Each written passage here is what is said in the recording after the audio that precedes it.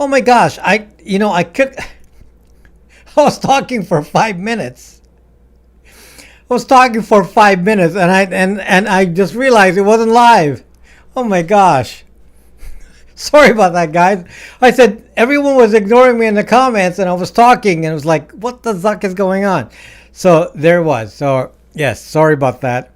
So anyway, back to why I'm late. I'm very late because I had to wait at this restaurant for an hour and a half to get seated.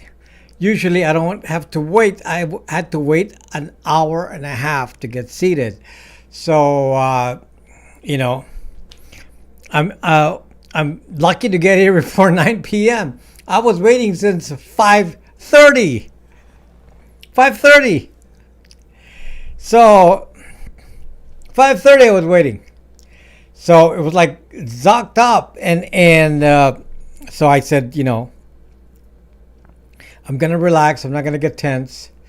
I'm not gonna go panic. I told somebody to tell you I was gonna be late, and I beg your pardon for the lateness. I'm usually very exact. I start exactly at the right moment, but. Yeah, I was hungry and I had to wait an hour and a half to get seated, and so we didn't even get seated till 7:30. So, here we're under an hour. I'm back here. I didn't get seated till 7:30. That means we ate in 1/2 hour. After waiting an hour and a half, we rushed out of there in 1/2 hour to come here. Excuses. Yeah, there you go. So anyway, sorry about that.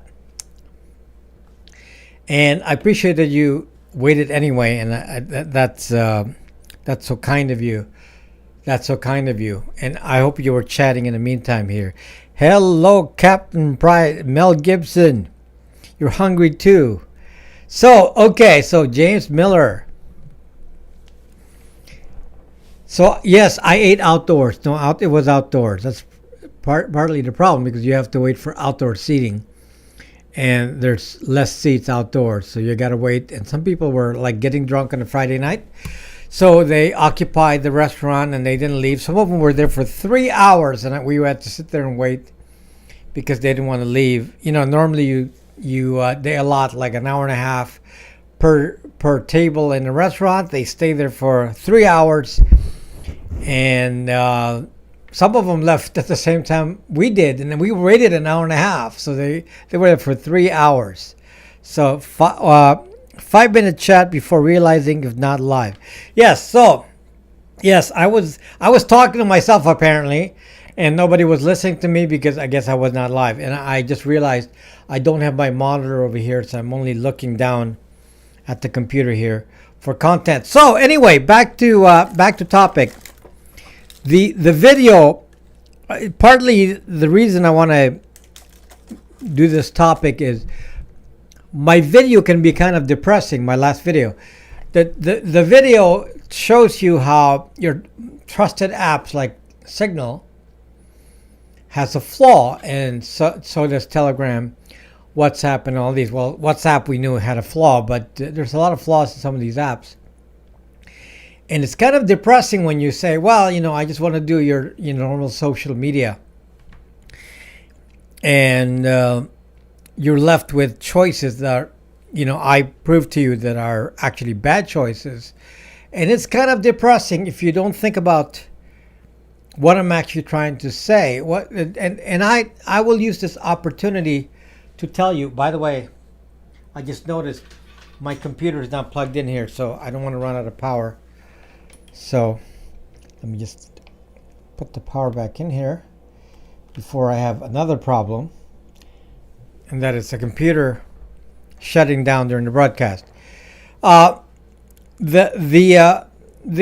issue that I'm raising is any app, and I mean any, can be made safe if you understand what it is you're trying to do and what. And if you put thought into it and understand the risks of each app, it will actually work out.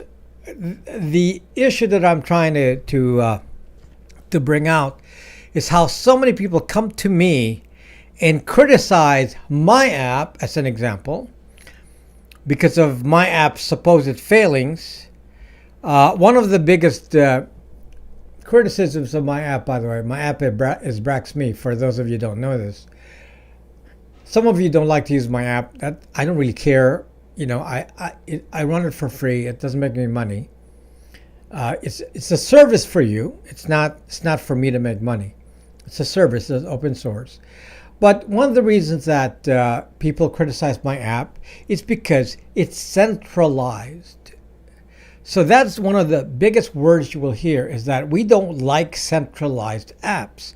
Yet they use Google, Facebook, Twitter, Discord, and all of these centralized apps. But they like to criticize me. So they'll criticize me and say, hey, Bracks Me is centralized. We don't want that. We'd rather use other apps that keep their data elsewhere, like Signal, and incorrectly they say Telegram and WhatsApp, even though WhatsApp and Telegram are also centralized. So you got all these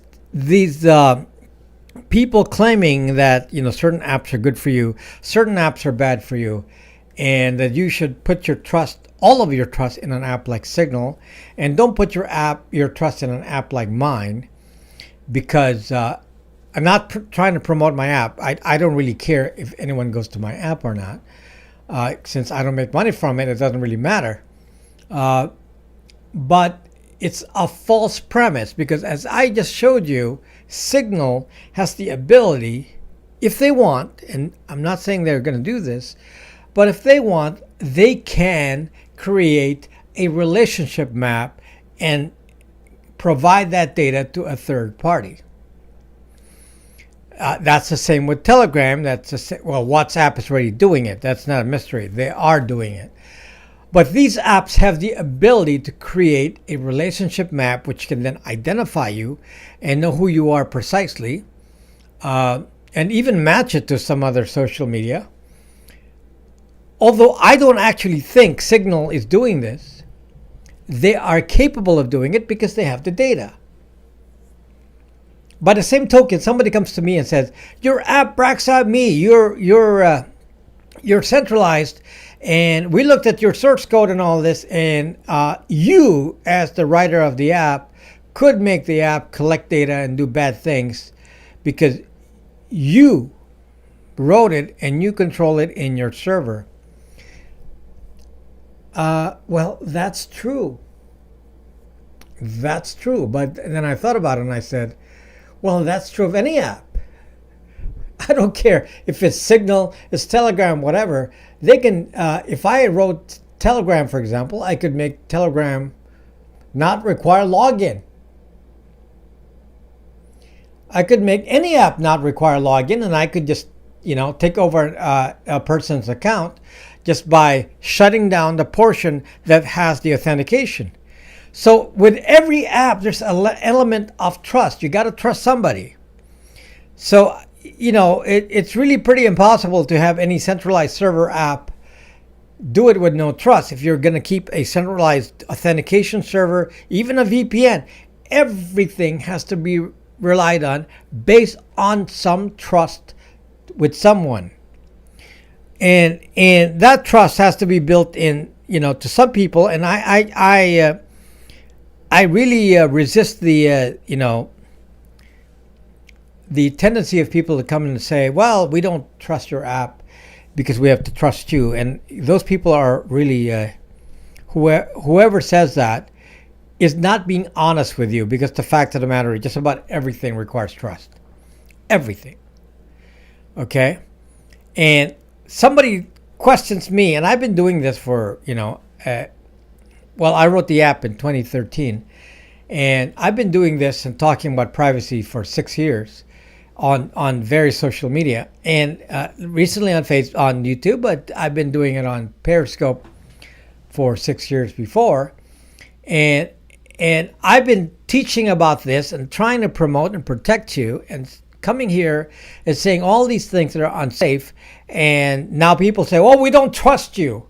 Well, Zuck, Whoever dedicated their time with no income, and I didn't have income for many years, with no income. Well, I had income from other sources, but not from doing this. I had no income from doing this. And I wanted to just tell you what I wanted you to know so that you can be safe. And people actually say, well, we don't trust you. So my answer to that is, zuck you, mother zuckers. It's like, I dedicate my time here to very little benefit. What's the advantage? Because I get $500 or so in ad revenue? Is that the point of this? So I'm going to kill myself for $500 of ad revenue. I mean, I could do that couple hours of programming. Less. I can get myself on a programming contract and I don't have to do all this. I do this, guys, because I really believe in it. I believe in it. I believe that I need to tell you this. And not because it benefits me in some big way, but because I'm the only one that talks about it. So, Filipinos can be shifty. I don't know, Mel Gibson. You look shifty to me. Remove RF Zuck. So anyway, yes, you can use Signal in a safe way. Signal as a company is likely trustworthy, but the fact of the matter is, I don't like the fact that their data collects what they collect, because even from the outside, I'd give you the example in the video, someone could actually say, I want to find out all the bad guys on Signal. All you have to do is make a contact list of all the bad guys set up a Signal account, it will tell you which ones are on Signal. And you'll say, oh, these bad guys know how to use a computer, so we're going to focus on them first. So, maybe they're hackers. So it's ripe for abuse. So I don't use Signal with people I don't know. I've learned this. I've learned that Signal should be used with people you know. There is definitely no problem using Signal with people you know. There's no danger to using Signal with family.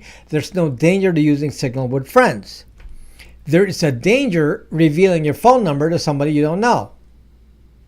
For one thing, it is a very simple matter to take your phone number and find a reverse lookup database to find out who owns that phone number.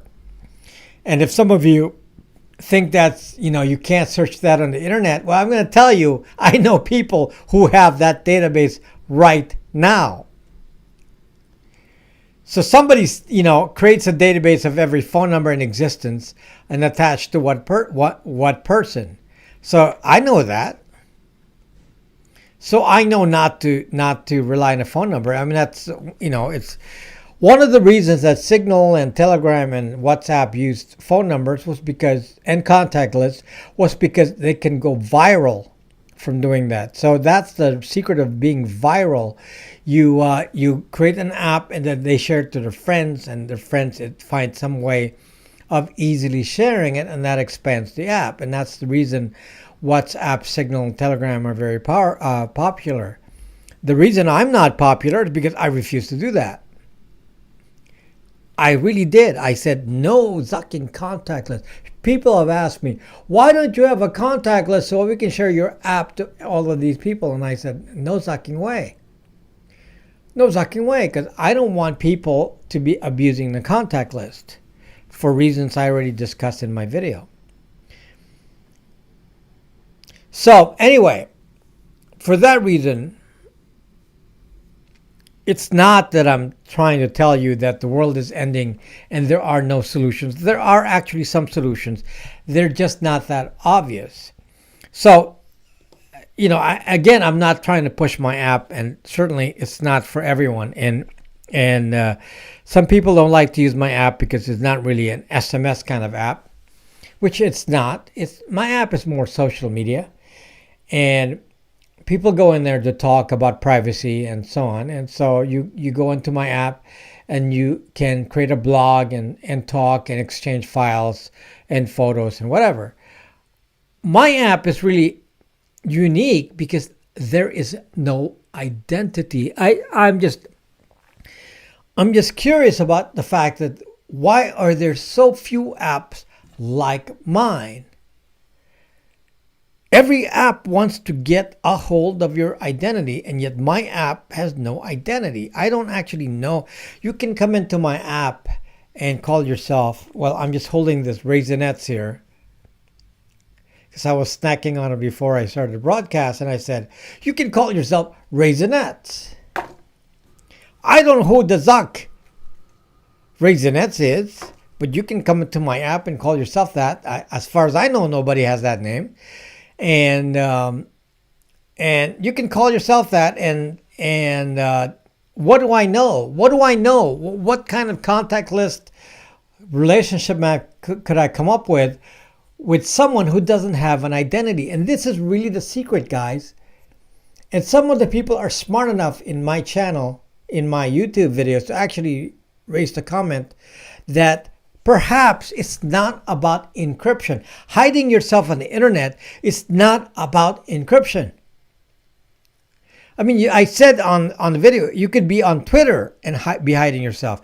It is not about encryption. It is about identity.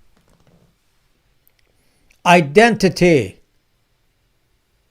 So for people who criticize, oh, your encryption sucks, you're not using the latest, greatest encryption scheme and all that, like, fuck you. Because it's not about breaking my encryption. It doesn't matter if you can break my one-time pad encryption. Good luck, but take you a long time. One-time pad, meaning every message has a different key. Have fun with that. What are you going to do with that? Without any kind of identity, the data is not worth anything. This is what I've been trying to do and trying to tell you. Identity is the most important thing. Without an identity, your data has no value. Let me repeat that, guys. The big issue is identity. Without an identity, it has no value. It's just disinformation. I don't care what you could be on Bracks me talking politics all day and saying whatever. And as long as you have no identity because you didn't use your real name, oh, who is saying that? Do we really know who's saying that? No. Some people are saying, well, I'm afraid to use your app because, it's just you. What do I have? I don't have anything because I don't have an identity. I didn't ask you for one.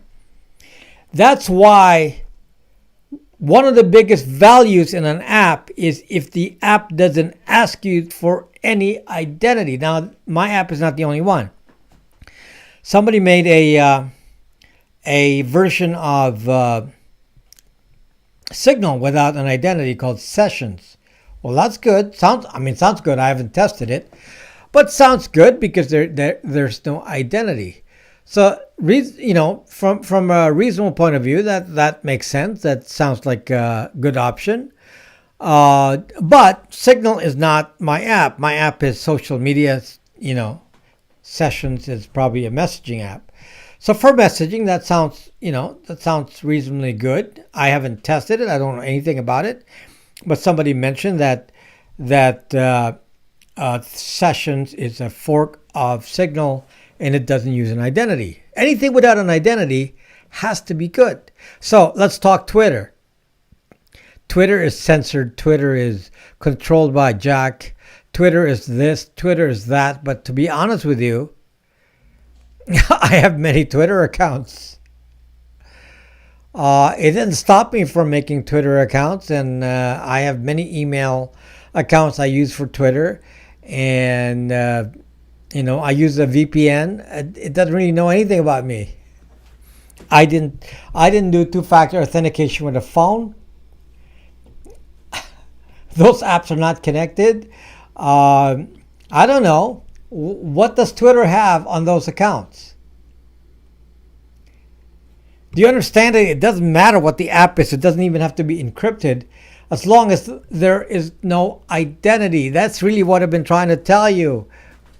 No identity. It's more important than anything else. You can waste your time worrying about what kind of encryption. People said, well, your app is not end-to-end encrypted. Well, it's true.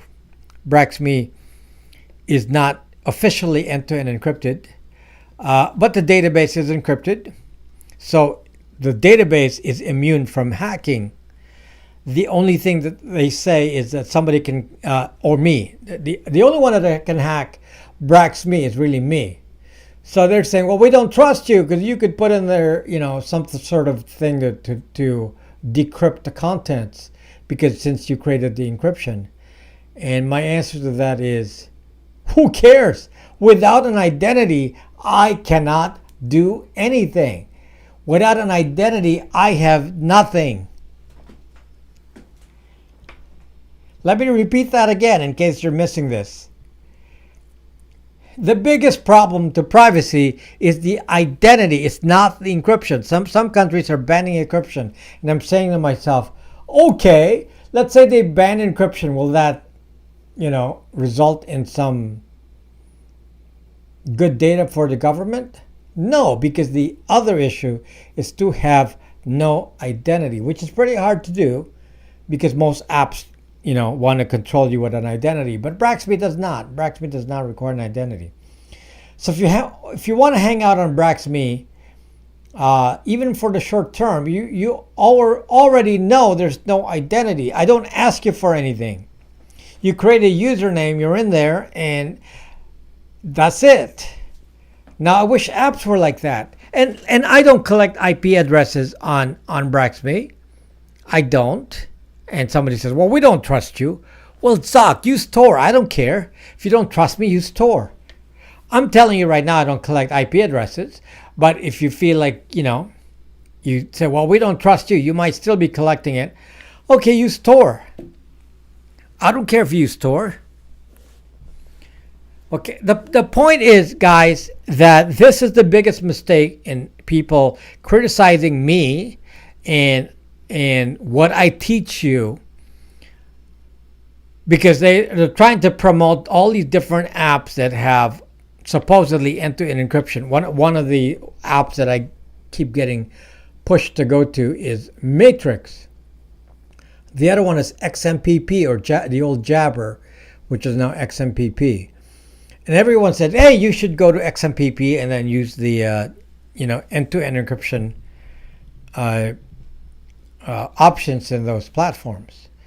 And the problem with these platforms is they have a lot of metadata. They collect your IP address and everything else. And there may be a way to get around that, but still, they actually, if you create an identity on a matrix, and you go to a public server, then somebody can then correlate you with a relationship map with all the people you're talking to. So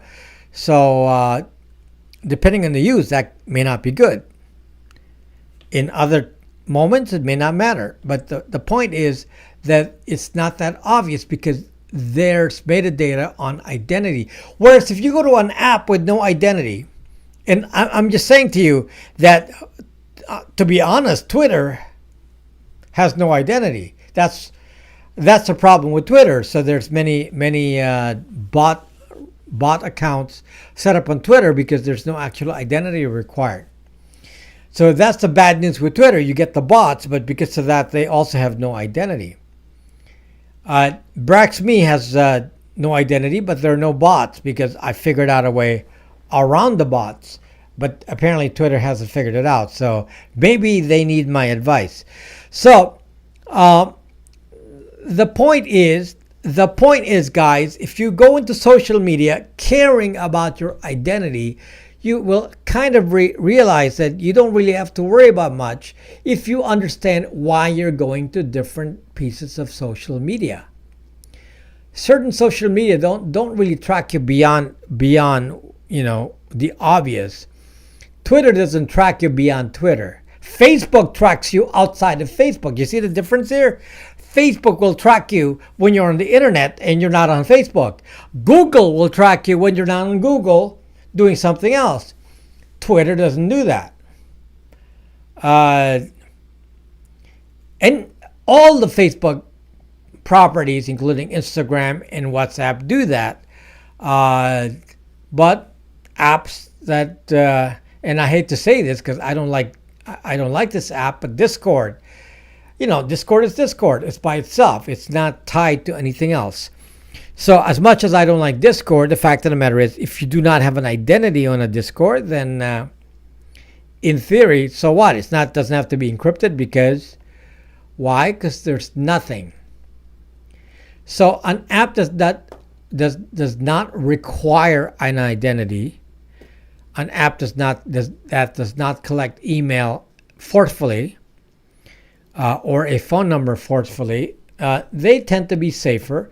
And now it's up to you to partition your digital life so that you communicate or send out data only that you want to send out.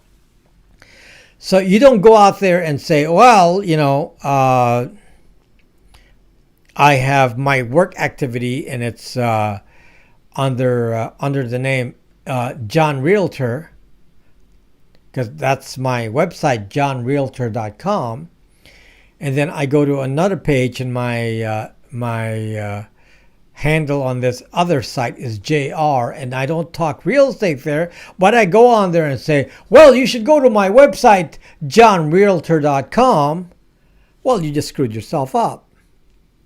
So now you better not talk politics on JR on Twitter, because it will be tied to your realtor account. You see what I'm saying here? I mean, how many people actually think about this? Well, I do. So when I go on Twitter, I don't talk politics. I'm definitely just talking about what I talk about here. When I go on YouTube, I am single-minded. I only talk about one thing. I don't talk about any other topics. If I go into some other place on the internet to talk about sailing, I will only talk sailing things. I will not mix it up and reveal an identity. And maybe on sailing, I'm called Joe Sail. So on a sailing forum, I'll talk about sailing all I want, and I'll be Joe Sail on there, and you're not going to know anything, because I'm only partitioning my discussion to have to do with sailing. Just something that's kind of automatic to me. I've been doing this since the internet started, since the 90s. I already knew I need to partition what I talk about. I create an identity in each different section. If I want to talk about cars, let's say I want to talk about cars. So let's say I want to talk about a particular kind of car. So I'm going to go to that particular model of the car and discuss the car, and I'm not going to tell them anything else beyond the limited discussion about the car. And I happen to be in a big city. I'm not going to be identified here with millions and millions of people liking cars. Okay, so you understand now that you actually have to think about this, and it's not that you gotta go be a luddite and hide in a cave and be scared of technology. You just have to do simple things to make sure that the computer cannot match identities. How do you do that? Okay, let me give you some specific advice. Hello, Lenny PR. Let me give you some specific advice here. There are certain things you don't want to match because it will do 100% match on your identity. Do not match your email. So whatever social media you go into, if they ask for an email address, have a different email address for your identity. How many identities do you need? Not many. Maybe it's 3. Maybe it's 2. Maybe it's 4. It's up to you. You decide for yourself based on the number of interests. But if there's a chance of intersection, you choose email addresses that are unique and you never mix it up, and you write down in your head, you make a plan. I say, I'm going to use this email address only for this purpose. Phone number. Please go to Bracks Me and get the Ting referral code, because one of the best things I can recommend to you is to use a lot of SIM cards like I do. I actually have one main phone number, but my main number is a Google Voice account. And you're going to say, well, you're using Google. Don't care. I'm using a Google Voice account, which forwards to one of those SIM cards that I have on the phone. And most of the time, it just stays in Google Voice. I actually have an iPhone that does not leave the house because I have a spare iPhone. I made it into my Google Voice number, so everything Google Voice goes to the iPhone. It does not have a SIM card. When it needs to forward a call, it forwards it to another phone that I have, which has a changing phone number. And sometimes it will be that same iPhone or some other phone, it doesn't matter. But I change the SIM card every month. So I have a stack of Ting SIM cards. I bought I buy them in batches of 50. And then I change SIM cards every month. Ting does not charge for changing SIM cards. Every month you can change your phone number as much as you want, and they charge you $10 a month. $10 to get the occasional text and data, to respond to things, and occasional call, $10, and allows me to have a little bit of privacy, because then the phone number is always unique. And then I forward my Google Voice to that if I need to do it. If I ever gave out my phone number on this phone that I use, no problem. I dump the SIM card, get a new SIM card. I got 50 of them, and they're old. They're like, over a year old. So, which is another way of, anonymizing SIM cards is by aging them. So they're old, and, we can do a SIM card exchange. You give me 10 of your Ting cards, and I'll give you 10 of mine. Exchange it if you want. So we can have a party. We can exchange SIM cards. So by doing that, then I've isolated my identity on the phone side, and my phone number is constant, which is Google Voice. And yet, if Google Voice says, well, we need a real phone number to validate you, you only validate once, actually. And the phone number is always changing. So I haven't had any problem with that. You like your man cave. Are you really Mel Gibson? Of course he's not. Darn Rob, blowing money like McAfee. $10 is blowing money? Wow. That's big time. Real name is Clint Eastwood. Okay.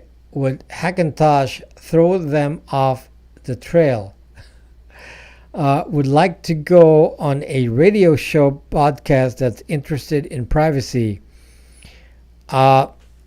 I'm just, people are offering me to, be guests on this and that. And unfortunately, I'm so tight on time. I'd like to do that, but just give me some time here. I don't have a lot of free time. So let me just catch up a bit here before. I keep saying that, but then my channel keeps growing. Now, can you imagine that in a few weeks, I'm now at 35,000 subscribers? I mean, my gosh, it's going so fast. So where are we going to be at the end of the year? 50,000? I don't know. It's going too fast. I was saying I'm going to end the year at 40,000. Well, obviously that's not going to happen. I'm going to be past 40 before the end of the year. So yeah, the channel is growing very, very fast. So unfortunately, because of that, things also get busy. So more than Leo Laporte and Steve Gibson, Security Now, which I am subscribed to, they're a good channel, and I like Steve Gibson, and he lives close by. I think they're at 36,000, so I used to look up to them and say, wow, I wish I could be in those numbers. And I'm at 35,000, so I will definitely pass them in a week or two. So yeah, that's pretty cool. So yes, the channel is growing very, very fast. So, but when your channel grows, then a lot of people also dislike you and start to make some, they tell you how you shouldn't listen to me. So I think I'm 20 subscribers. Martha has 20 subscribers. You should all follow Martha. Simon Pickup. Yes. So anyway, what am I concluding here? And we'll answer your questions here in a second here. But what I'm telling you is, yes, when it comes to the internet, some things you have to do by trust. Do I trust Signal? I do. I trust the Signal people. I just don't trust what somebody could do if they got a hold of the data on Signal, because it's not that Signal is the one that I don't trust. It's that somebody could have a list of contacts deliberately identifying people, and then Signal will tell them that they have a Signal account. And I just like, Zuck. A phone number is very specific, so that actually tells you who that person is. So someone could actually create a list of suspects and plug them into Signal, and Signal, even though they could be good people there, will reveal who has a Signal account. Same with Telegram. So that actually bugs me. It bugs me because I got a notification that one of the people that the few people in my life that I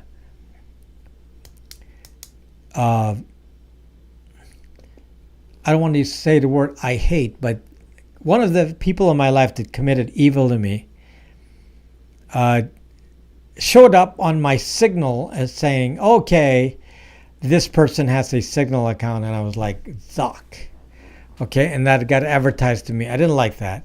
My brother, the moment I joined Telegram, he saw me on Telegram and says, oh, I'm glad to see you on Telegram.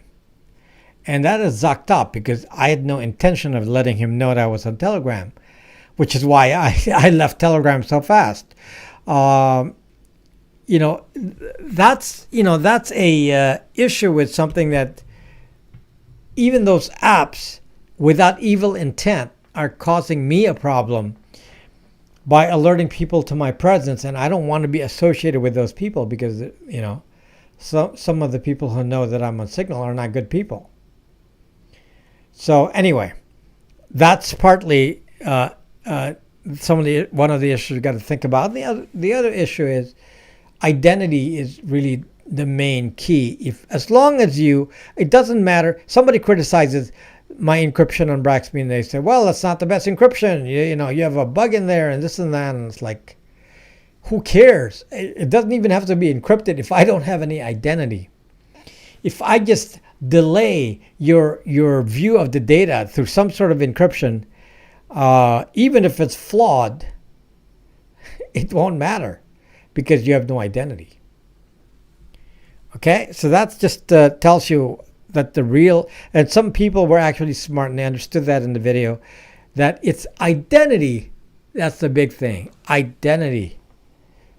Okay, not the best encryption. It's never been successfully hacked, so shut up. Great gold, no one's hacked it. Yes. I got criticized by a group from Matrix that criticized Bracks me because I haven't updated I haven't updated the back end since 2013 when I first wrote it, and it kind of got out of date, and so there was some flaws in the PHP code because it wasn't up to date, and I didn't really want to invest time in it before because nobody was using the app. Just a small number of people, so it didn't really matter. So then they said, well, you're so stupid, you're such a bad programmer. So okay, so I rewrote it, and it went live today. I rewrote it within 3 days of being alerted to the issue, and today was the day that it went live. So now It's a non-issue anymore. So if you think you can break into it, well, it's been updated so that the latest stuff is on there. So you should have a very difficult time getting in there. And if you even got in there to take the many steps to beat, everything, all the security in there, including one-time pads, good luck with that. It's one-time pads. What about secure email? There is no such thing as secure email. And I've already said this a million times. So if you want to use email, set up your own email server. And when you set up your own email server, you don't even have to encrypt anything because it's your email server. You contact your server using TLS, because that's the way you do it nowadays. Port 465, I think. 465, 993, which is which, I don't know, but one of those, or both of them. And you connect to your server, encrypted, and if you own the server, you don't have to encrypt it any further. You don't need Proton mail. You don't need anything else because your server is already encrypted to yourself if you're talking intra-domain. So if you want to have secret conversations with somebody, make your own email server and give them the same domain email. And yes, your conversations will be private since you control the server. Don't need to do anything special. Okay? If you control it, that's it. It's not going to go through the internet. It's not going to travel anywhere else. It's going to stay on the server if it's intra-domain, same domain name. So in my case, it's bracks.me is my domain.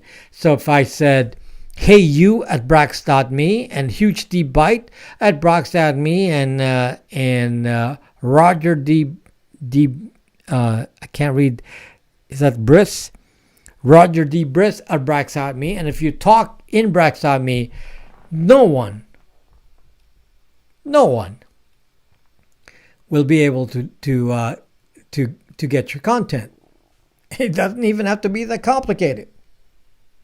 You just have to understand how the internet works. Simple. So you don't have to go in a cave. There are ways around this. Somebody said, okay, so we know in the video, in my video on Zoom, you know that Zoom can watch your videos. What is Draftbox, huge byte? What is Draftbox? I gotta go check out what that is. Is that you mean your draft in the inbox? So this is a technique used by the general, and you don't even need to do that, huge byte, to put in your drafts folder. You mean the draft folder? You don't even need to do that, because the general was caught. So the general was, forget the name of the general, but he was in the news. And what he did, he had an affair with his woman, and instead of creating emails to each other, they shared the same email account, and they just sent messages to each other in the drafts folder. So it never even left the domain, and it stayed in the drafts folder. And so they'll just left messages to each other there. And several of you have actually used that as an example. And you said, can we do that? Yes, you can. But you don't even have to go that far to have a drafts folder. If you have your own email server, it's yours. Therefore, you can delete, add messages as you want. And no one's going to control it but you if it's your own password. Okay? So somebody says use Jitsi, and somebody said use Nextcloud Talk. And as I checked it out, they have the same problem with Jitsi and Nextcloud Talk in that you still need a stun and a turn server, which will expose you. So yeah, it's not that simple because you have to assign a stun server and a turn server where your WebRTC traffic goes to. That's going to be secure. So can you do that? You don't need a stun or turn server if you do a VPS. So if you have a VPN or VPC, like you could do this on Amazon AWS or Linode, you could set up a private network into your Nextcloud, and then you can do it from there. So they just have to connect to your private VPN and then talk to your Nextcloud, and then you don't need an external VPS or VPC. You don't need a stun or turn server. So nothing is ever simple, but if you understand the mechanics and you can actually think about it. You can edit and delete your messages on Bracks. Yes, you can. So Bracks Me, and I don't want to promote Bracks Me because, I don't want to get criticized because, everyone wants me to tell you that Bracks Me is a bad platform for whatever reason because I control it. They say, well, we don't, the encryption is controlled by you. So you can do a lot of stuff. And it's like nonsense. I have never looked at anyone's records or broken the encryption on Bracks ever. And you all know that because you've been there for years. Some of you have been there for years. I don't have any idea what you're talking about. I don't spend my time doing that. I made it very, very difficult to do, even for me. So yet people are like, oh, we want to break you down because you're this privacy guy, so we don't trust you. It's like, okay, go trust Zuck then. I can't imagine that some people actually say, well, we don't trust your centralized environment. We don't trust your app because we don't trust you. But so I'm going to send my messages using iMessage. It's like, oh, okay. So you're not going to trust me, a single person, but you're going to trust Apple. Some of these entities have more reason to make money off you than me, and they are actually subject to a lot more issues with even subpoenas and all that than I would be. Nobody cares about me. I've never been subpoenaed. My apps have never been subpoenaed. So because I'm nobody, not important enough.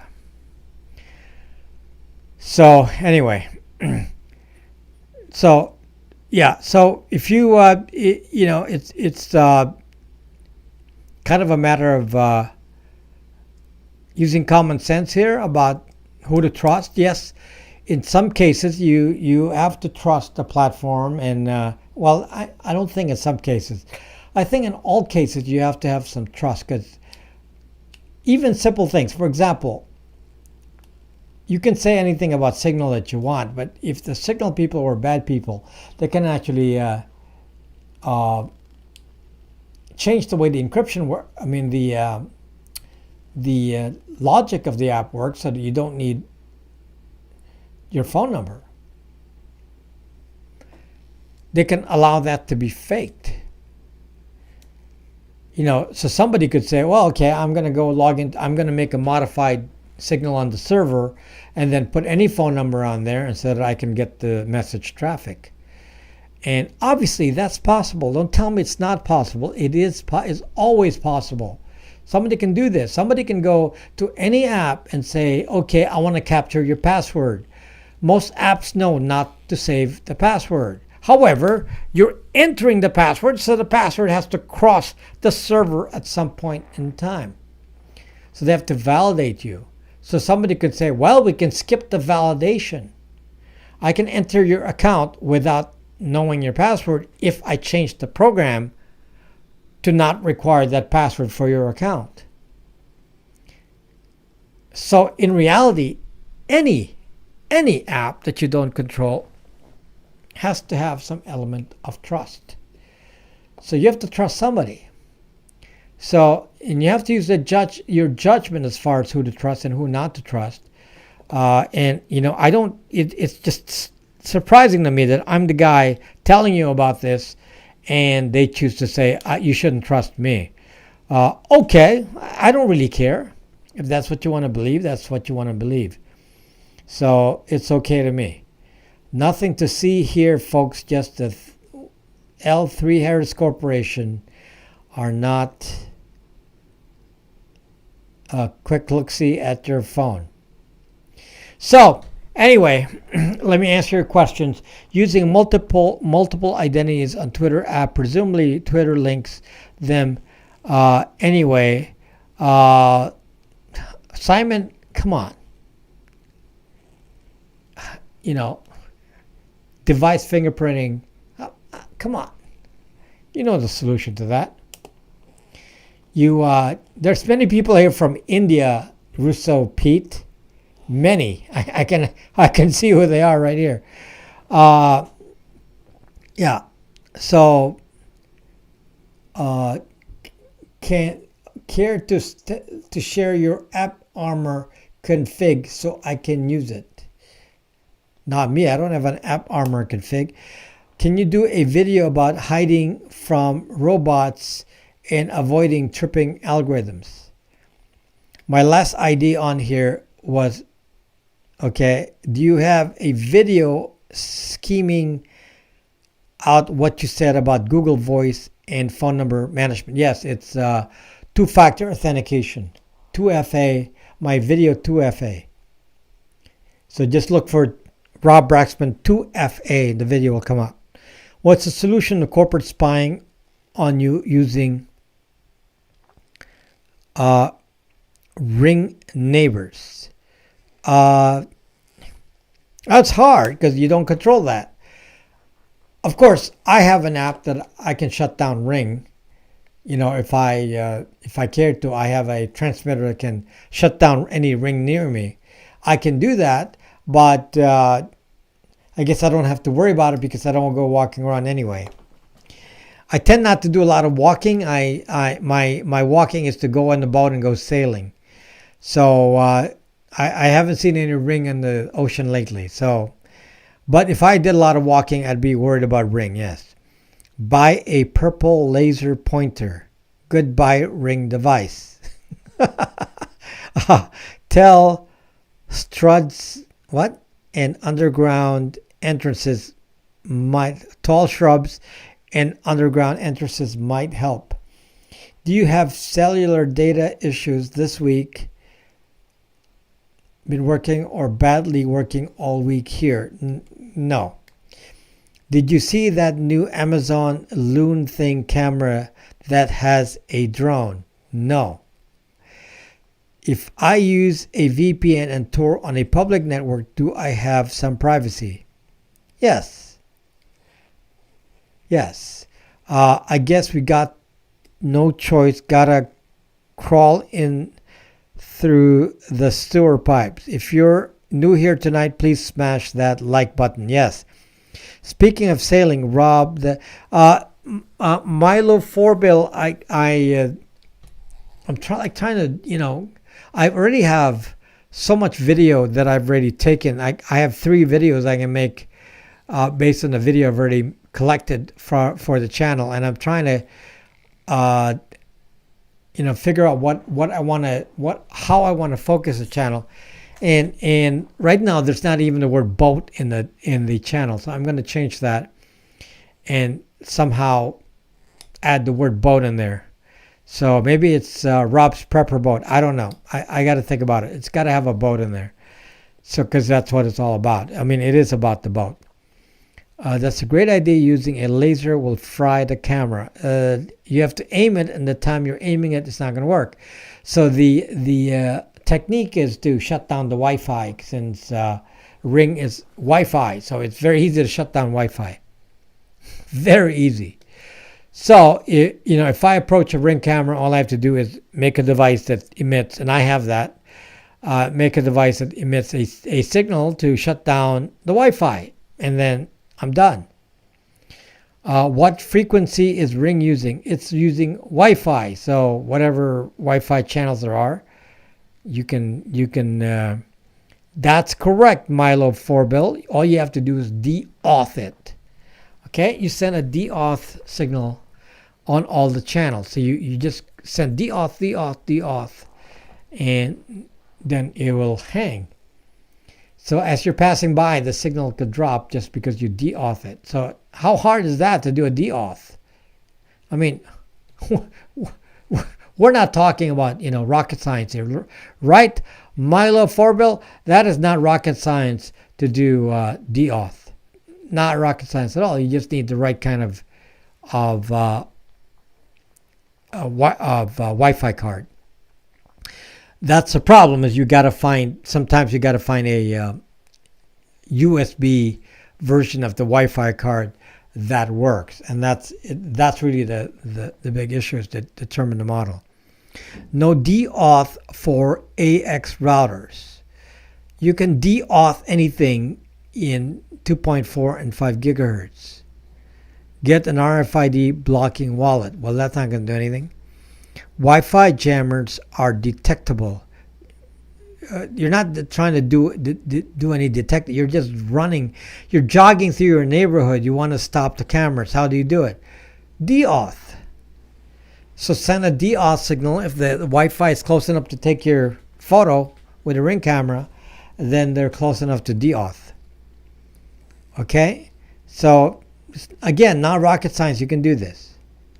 Can you please make a video about staying private while gaming? Fortunately, gaming is not, a thing that has an identity. So gaming doesn't need any kind of special thing as long as you create a unique identity. So gaming is about identity uniqueness, and focus on identity, not encryption.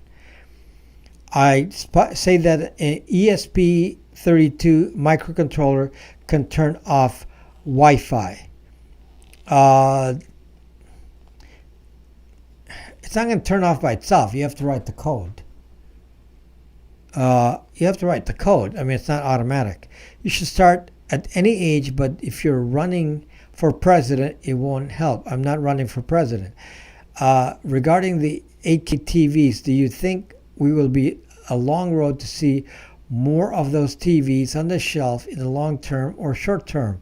Lenny PR, what does that have to do with privacy? That's a Linus Tech Tips question. Why don't you ask Linus Tech Tips that? That is not my channel. Don't make your gamer tag anything similar to social media zuckery. Yes. Hello, just got off my Pine phone. It works. Your Pine phone did not run out of power. War drive the Ring cameras. Deauth, then go walking. I wonder if T-Mobile digits line will work with Signal. They are burner numbers to thwart spam callers. I don't know. I heard that in gaming, if you have like 1 gigabyte upload and download, those servers will cap you. Is it true? Don't know. Ask whoever is going to cap you. Again, not a privacy question. I'm basically giving up and giving in, or can one start to take back privacy at age 40? Yes, you can take back privacy, but you can fight back. And the way to fight back is it takes a lot of work, by the way, disinformation. Let's say you have too much data out there and you're saying, gosh, I put too much data out there. What do I do? Well, create a new identity with that same name of yours and be very busy creating a different persona. Over time, it'll wipe out the old one. You got to think about it, though. I mean, create a identity. Like, you cannot help but have a real life identity and a ability to make a different social media identity, as long as you don't have Facebook. Facebook, you can't do anything. But anyone can create two identities at least, real world and then pseudo anonymous, fake name. And anyone can do that. But if you're like a realtor, an attorney, and somebody with a real name, a doctor, you create an identity on your real name that is nothing but the good stuff. The only thing that anyone should see on your real name is all good things, like your perfection. So you spend all your time doing marketing of your real name to do, good things on it, and never any one-sided things like politics. If you were on one side of the political aisle, then you should go to your real name and start posting something to moderate your opinions, and then abandoning that account and then putting all of your extreme views on your different account. Don't put your extreme views on your real name, because that's going to hurt you. Nobody's going to complain if a realtor is in the middle. But if you're a realtor or a doctor or whatever, and you have extreme political views on one side or the other, you're going to lose business. Okay? So use your head. Don't put the politics in your business. So you leave your business to be kind of like either moderate or no politics. Moderate's kind of, nice, middle of the road. Nobody is going to criticize you for having middle of the road opinions, because they'll try to convince you one or both sides. Smash those likes, peeps. Yes, thank you, Martha. China has access to a bunch of companies' data and then their whole surveillance state. Do care about people that stole their hardware. Don't care about 3-letter, but do. China is a proxy for. Of course, they have mega database. Some of these comments are pretty hard to understand. To buy SIM in India, you must provide unique identifier proof. Yes, you cannot buy any kind of SIM card anywhere in the world, even in the U.S., without an identity. Yeah, I paid for my Ting SIM cards with a credit card, so yes. But I aged it, so it's not going to be, it's going to take a lot of looking to say where it came from. Apolitics is the future. So anyway, North keeps hacking people. I'll be progression versus centrist, I guess. So yes, so back to what I'm saying. Some of you are not very smart. You go on the internet and you decide you're going to talk politics, and you're going to share your extreme views. And some of you can't help it. And it's like, zuck people.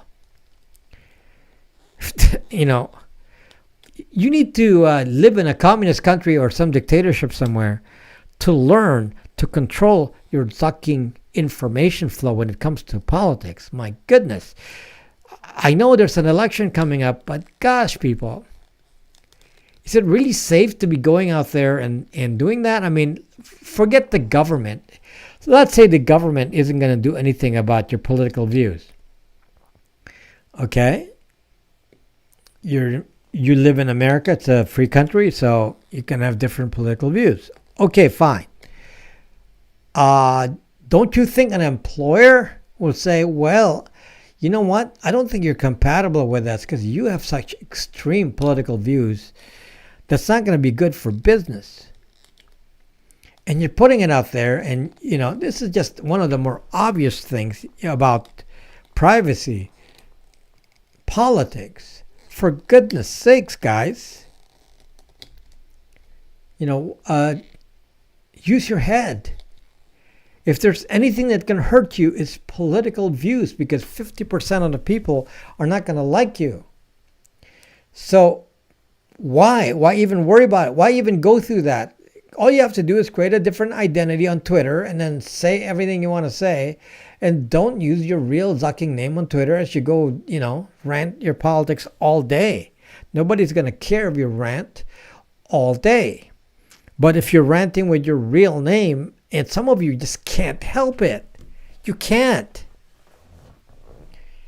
If you can't help it, you're no different than the millennials who are out there, doing selfies every single 10 seconds, putting every minute of their lives on Instagram.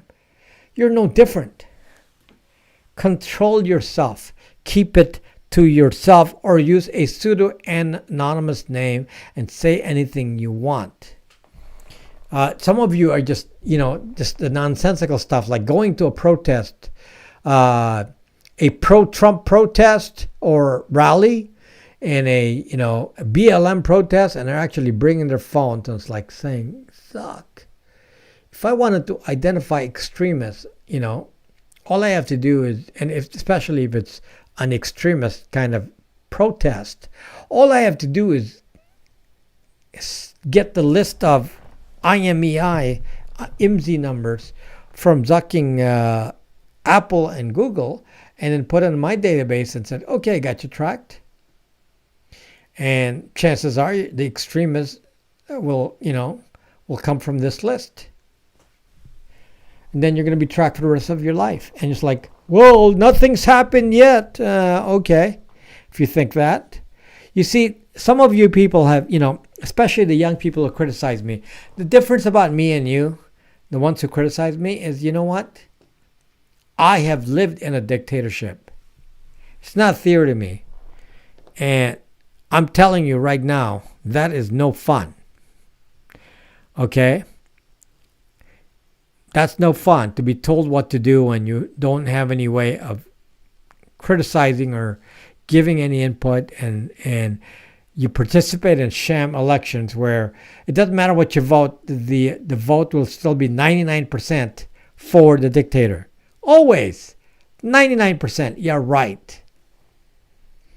So they had a revolution after the dictator got, elected 99% at every election.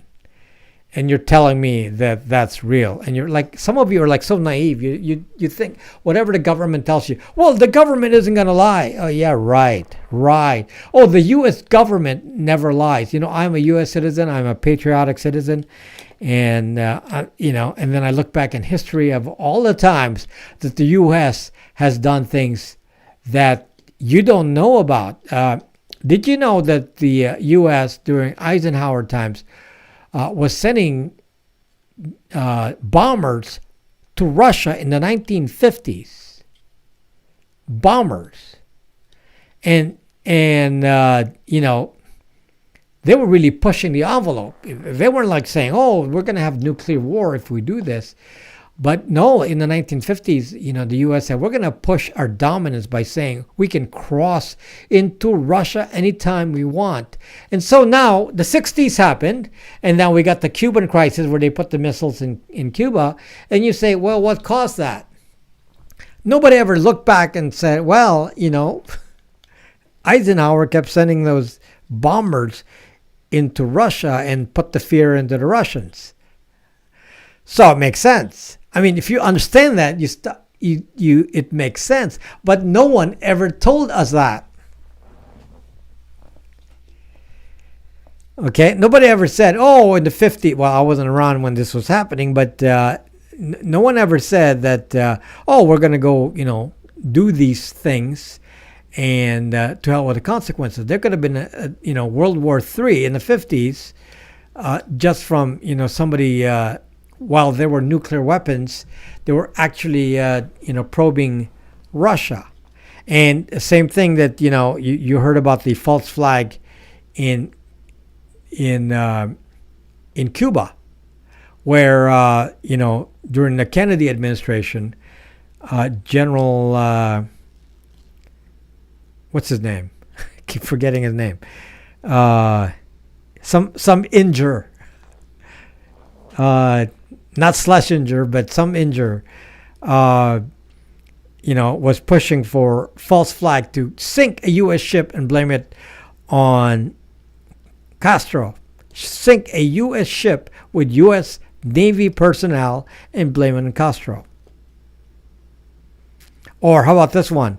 That during the Vietnam War, the Gulf of Tonkin incident wasn't even an attack on the Navy ship, as they said, started the Vietnam War, but it was actually just the same kind of thing that happened in Russia. They kept probing it in a bunch of small craft from North Vietnam, was just doing their normal thing, and it wasn't even related to that ship. And then we have the Gulf of Tonkin incident that started the Vietnam War, and all of this. And let's, even in recent time, we know about the Iraq War. Yes, Iraq War is about the WMD that wasn't there. So yeah, so everything, is about what somebody tells us, and may not always be true. I'll post a hardened app armor config on Reddit. You can't post a hardened app armor config for what? For PinePhone? What is the app armor config? I mean, somebody has to agree on some of this. You can't, just. There's got to be agreement to do it for, like, let's say, SE Linux or app armor on a Linux phone. It takes time. Do you think Epstein really suicided himself? Wonder what happened to Epstein. Did he get suicided? I don't know. I always worry about that. Will I get suicided? So, I just want you to know that, I have no interest in getting suicided. FYI. So if I get suicided, then letting you know in advance. You can take this video and say, oh, Rob said he didn't have any interest in getting suicided. We're almost at that point. Camera malfunction in the prison. Elvis is still alive. Some of you are true conspiracy theorists. I'm not. I used to date a Jamie Miller in high school. No, not sure what that connects to. I'm back to new pipe. Okay, so anyway, guys, the only takeaway from if you watch my my videos is don't get disheartened, because it's really simple. It's simpler than you think.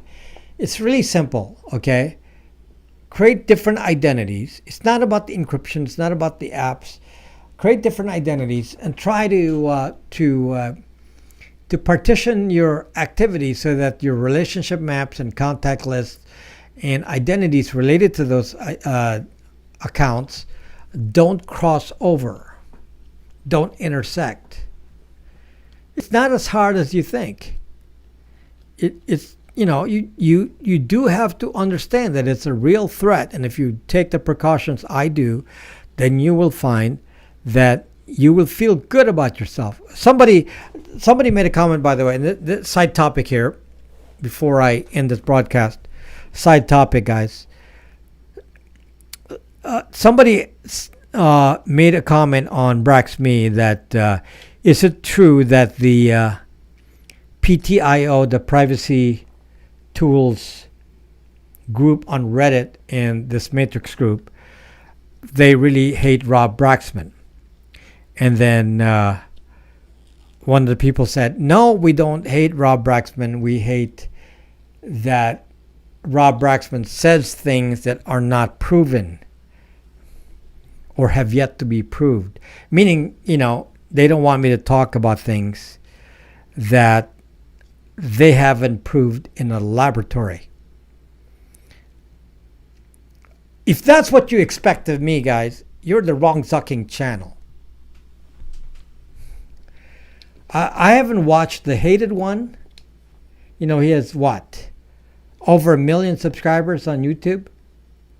But does he really say things that are based on some cybersecurity lab? Why am I being subjected to the rule that what I talk about here has to be justified in a lab, in a cybersecurity lab? That is not what I do. No, that is not what I do. What I do here is sometimes I will theorize using logic and deep analysis, and then get clues from what people say on the internet for some people in power then parse their words and see what their intent is, and I will then, based on that, know if technologically it's possible to do, and if so, I will tell you that they will be doing such and such. I don't need to tell you that the NSA is spying on you. I was saying that long before. Snowden had the actual proof. I don't have the proof. I don't work for the NSA. I don't have any actual proof. But I don't need any proof. If I know I can run Wireshark on your network, then obviously the NSA can run a Wireshark on the entire internet. They won't call it Wireshark. Same principle, packet sniffing. Obviously they can do that. So don't come to me and say, well, the NSA is not really spying on you because you have no proof. I mean, goodness, if you're, obviously they're going to hide that they're doing this. If that's your principle, you'll never learn anything. That is not what I do. Okay, just want to make it clear. Don't come to me and say, "Well, you haven't proved what you said in the lab." It's like, zuck that. No, but I use common sense and based on real facts, kind of like a journalist. I'll pick up some facts, and then if somebody said something, then I'll take that. One of the things that, for example, that somebody was arguing with me about, they said that there is no proof that Apple and Google are spying on you 24/7, and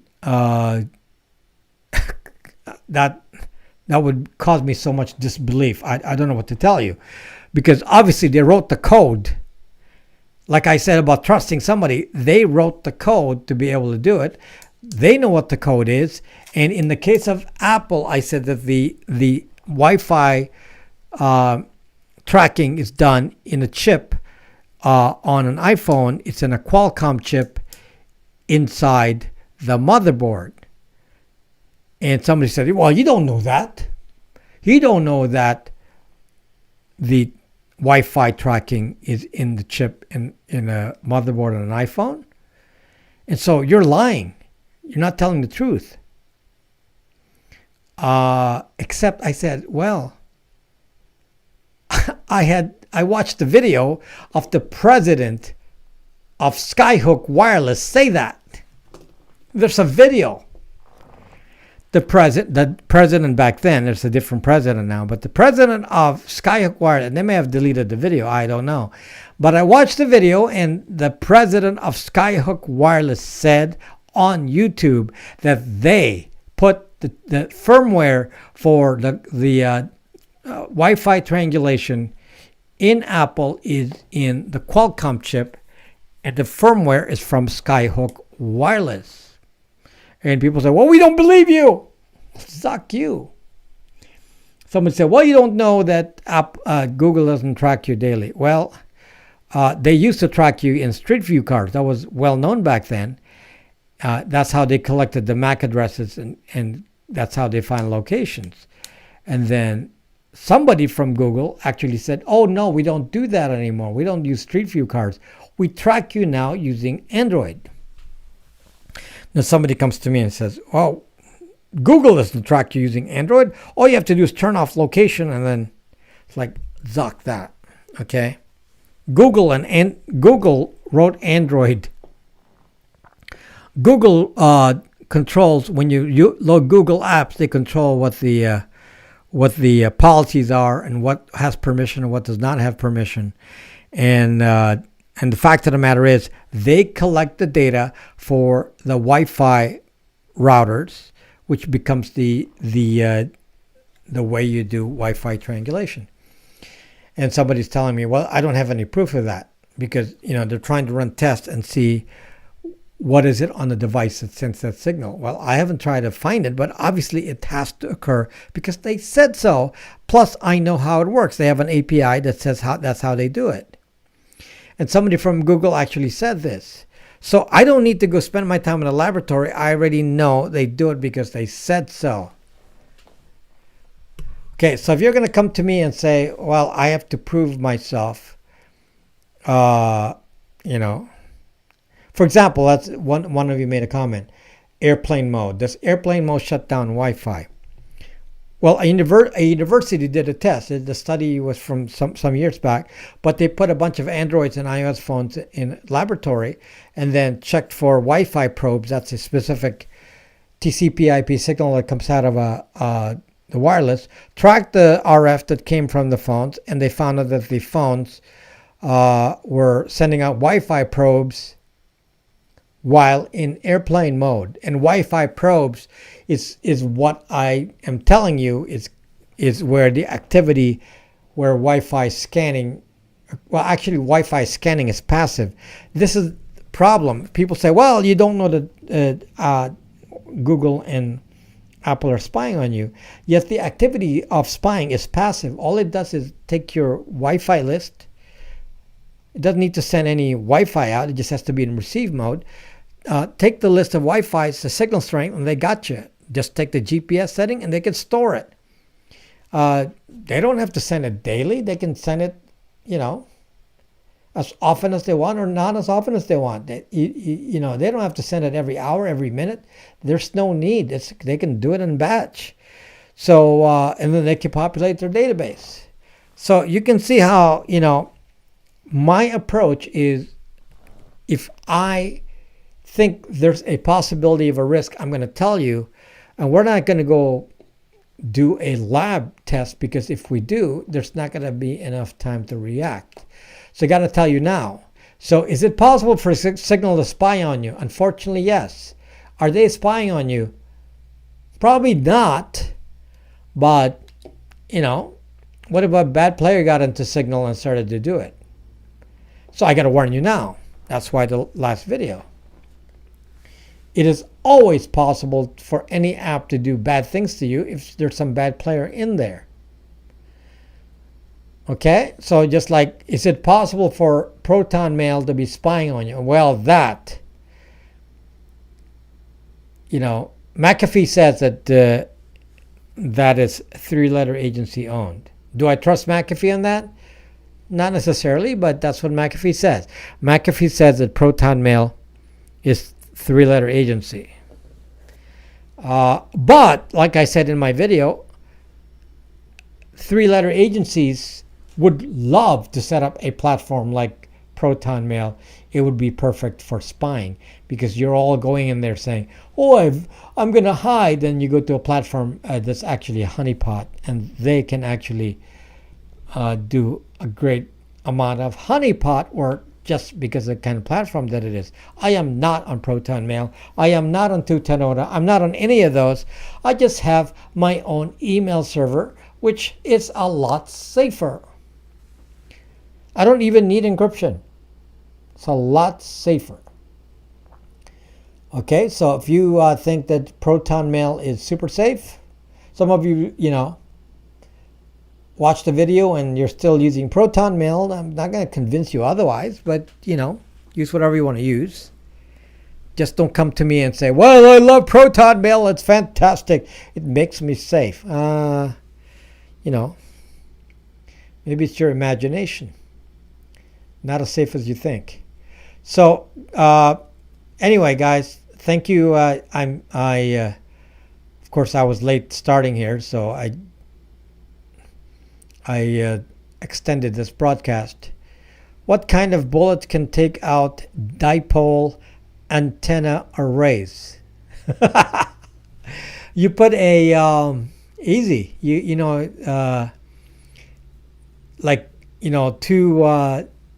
two not bullets, but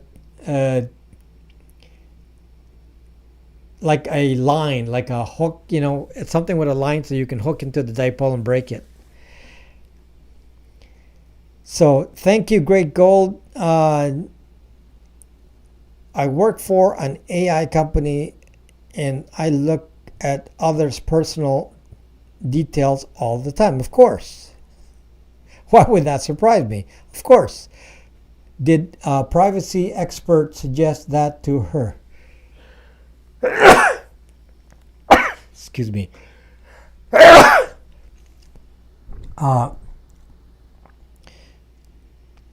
Tannerite in supersonic ammo 556223. What the hell? What's the context of that? used Proton mail as a honey junk pot to their honey pot. Yeah, actually, you can use Proton mail to send fake information. If I want to send out fake data, I do it in Proton mail. Right, do it in reverse. Yeah, create an identity and then send out data you want people to see, and send it via Proton mail. Yep. You do it in you use them instead of you being used. Crossbow solution. You know what they call that? You can kind of, or even I see that in military movies where they spin a rock and it has a string and then it hooks onto something like that. But I'm not in the military, so I don't know all those hardware things that they might use, since that's not my business. Your camera is out of focus. Why is my camera out of focus?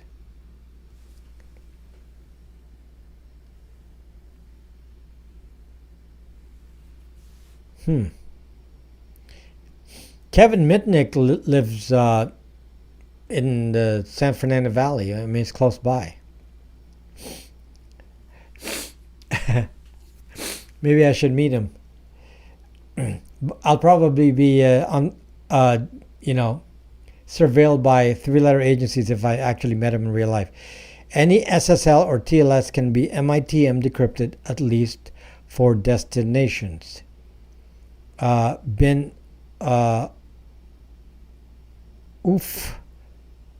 Entire time. I want to clean my BIOS IME.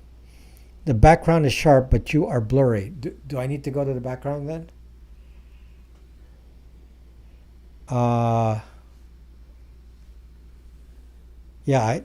Too late to fix that now after a couple hours here. We're in too deep even for Kevin Mitnick. Kevin Mitnick, you should learn, Kevin Mitnick is probably the number one master of, what do you call this? Social engineering. We need to have a session talking about social engineering, because that is a really interesting thing to learn about. I've been very, very sensitive about social engineering, so I'm probably kind of hard to social engineer. I'd probably be suspicious of anything you do. So I don't fall for any prank. I don't open emails. I don't really care if you send me a thing that says, the world's going to end tomorrow in an email, probably ignore and delete it. Or that I owe you some money and you're the IRS. I'll delete it, because I know the IRS doesn't send emails. So, yeah, I'm a very, very bad target for social engineering. It's not going to work with me. So, you watch Joe Rogan Snowden? No, I have not watched that. But,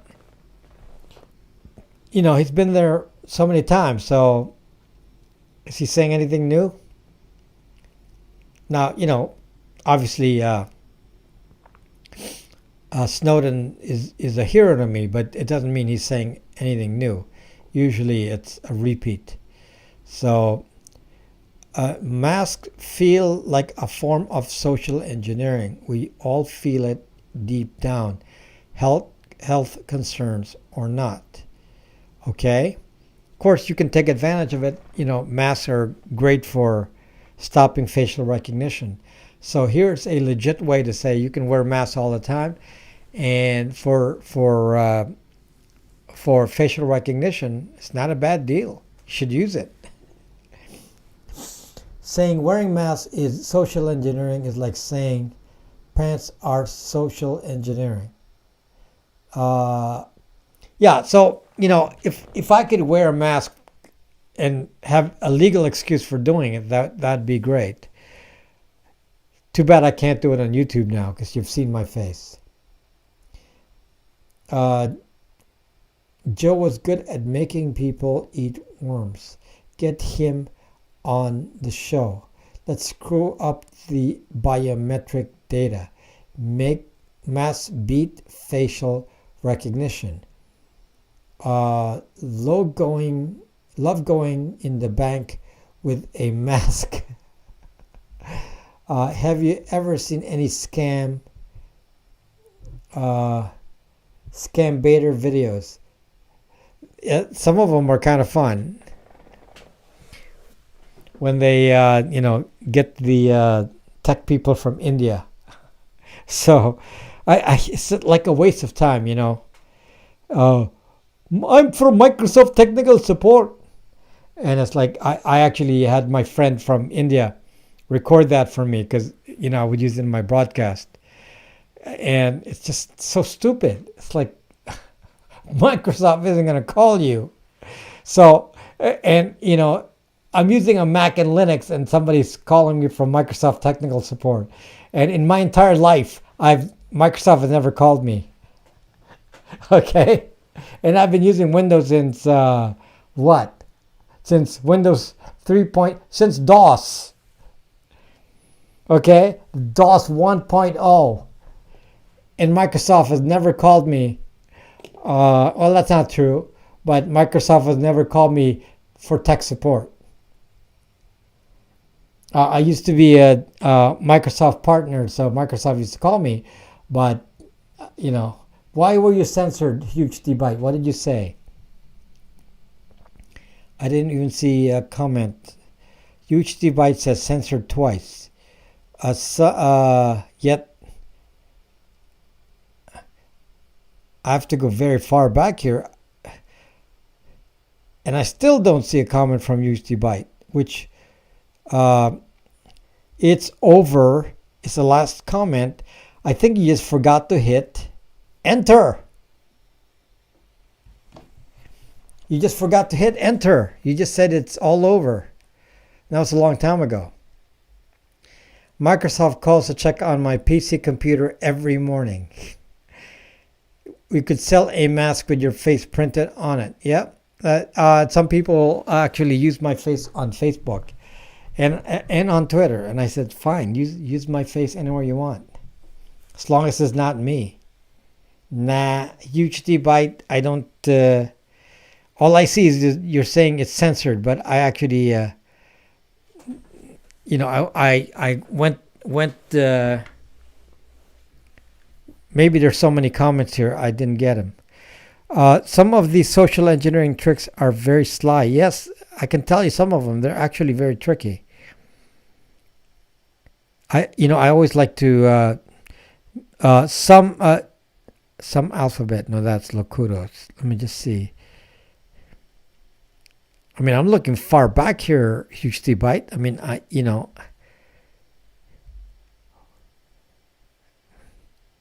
Aside from it's over, how far are your comments? My goodness, I'm almost near the top here. You must really be censored and not getting to me. Gosh, no 12 comments here. Wow, I'm at the top, and I didn't. It's already cleared from the list. I don't see very, very. I don't see any comments from Huge Debite. So you have been censored. Yeah, you really were censored. You must have been talking about Google all day. Maybe saying some bad things, and they didn't like you. I didn't. Normally, I get to edit the comments, and then, are there any privacy-focused office productivity suites? Yes, I use LibreOffice. What do you use? Do you use Microsoft Office? Zucked? No, I'm not going to. First of all, I'm not going to pay that money. Also, if you want to get hacked, the best way to get hacked is through Microsoft Office. So.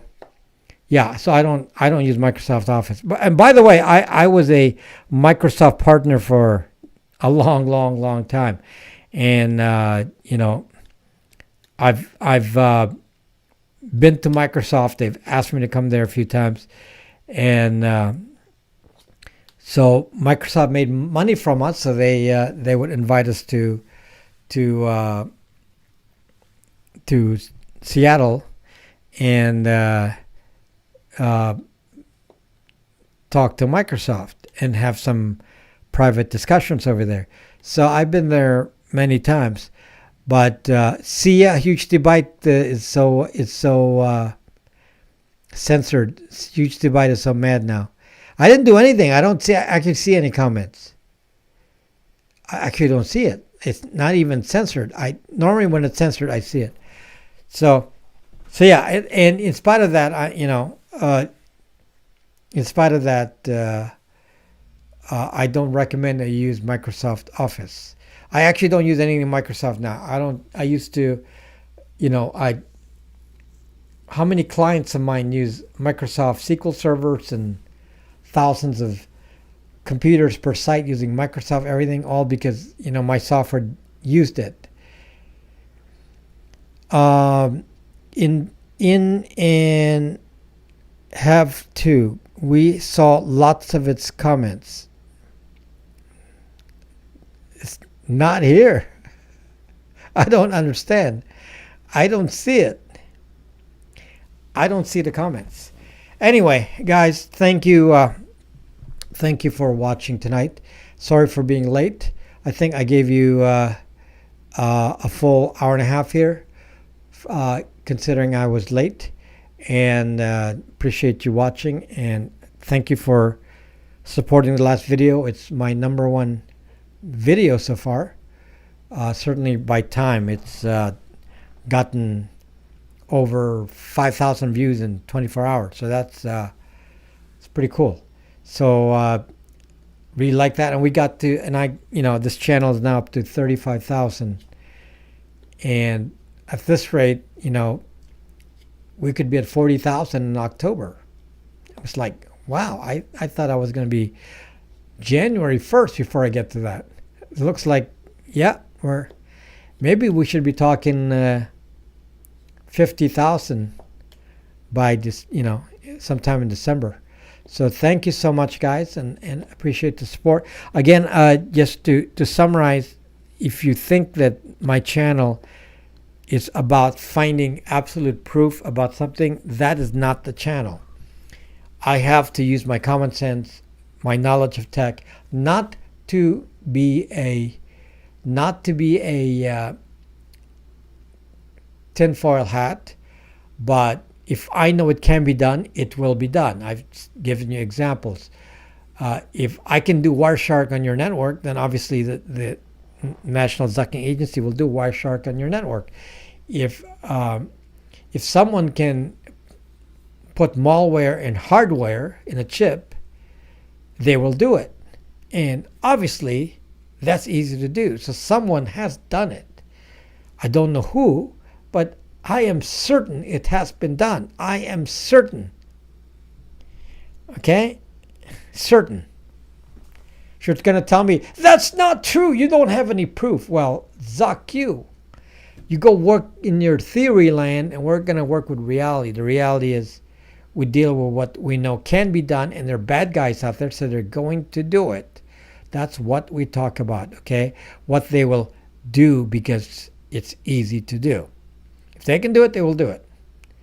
So if it's impossible to do, I'll tell you. Somebody was even questioning this. Somebody said that quantum computers cannot hack your cryptography. And I said, of course it can. They've already proven it with a Shor algorithm that they can break asymmetric encryption. And now with 1K bit quantum computers from D-Wave, that would not take a lot of time at all. And somebody said, well, we're not there yet. You're in theory land, okay? So asymmetric encryption, I am sure, is already busted with the right kind of equipment. I am certain. Okay? So thank you, guys. Thank you for watching. And go hang out on Bracks Me if you think it's an okay no identity platform. Hang out. Talk to us. And if you want de-Googled phones, I got them in stock. Not only do I have the all the Motorola's G7, G7 Plus, and the G7 Play. I also have some Pixel 3s coming, so I'm gonna have everything. So come on to the store and get your Google phone, because that's one of the most important things for your privacy. It's one of the most important things. Okay, thank you guys. I will see you in a video soon, next week. Thank you very much for watching. Good night. Please check messages. You mean on Bracks?